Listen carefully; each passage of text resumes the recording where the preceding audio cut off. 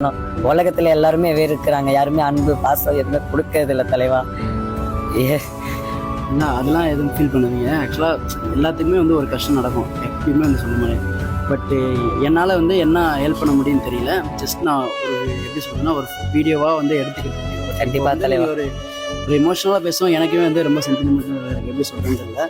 ஆனால் ஜஸ்ட்டு எனக்கு என்னால் முடிஞ்ச அளவுக்கு இப்போதைக்கு எப்படி சொல்றேன்னா நானுமே ஒரு ஸ்டார்ட் அப் பண்ணியிருக்கேன். கண்டிப்பா இந்த வீடியோ மூலியமா ரீச் ஆச்சு ஏதாச்சும் ஒன்று வந்துச்சுன்னா அதை நான் வந்து அப்படியே வந்து நான் உங்களுக்காண்டி வந்து நான் கொடுக்குறேன். நீங்கள் என்ன ஒரே ஒரு ஆசை தான் சொன்னீங்க, உங்கள் ஃபோனை சரி பண்ணுறதுக்கு ஜஸ்ட் ஒரு 1500 தான் அமௌண்ட் கேட்டீங்க.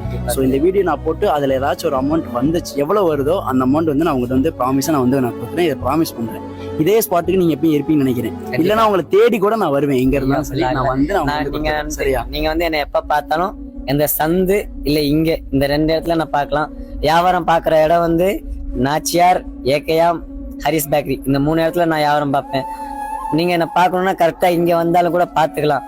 பட் எனக்கு இப்போதைக்கு வந்து ரொம்ப எமோஷன் ஆயிடுச்சு. இந்த மாதிரி ஒரு சின்ன உதவி கிடைக்குமோ இல்லையோன்ட்டு அந்த ஆண்டவன்ட்டு ரொம்ப நாளா காத்திருந்தேன். அந்த ஆண்டவன் இப்ப இருக்கானா இல்லைன்னு கூட எனக்கு தெரியல. என் பேர் கூட முருகன் தான். நான் கழுத்துல போட்டிருக்கிறது கூட அவரை தான் போட்டிருக்கேன். எனக்கு வந்து சின்ன சின்ன ஆசை இருக்கும், அந்த ஆசை வெளிப்படுத்திக்க மாட்டேன். பட் எனக்கு வந்து இப்ப இருக்கு.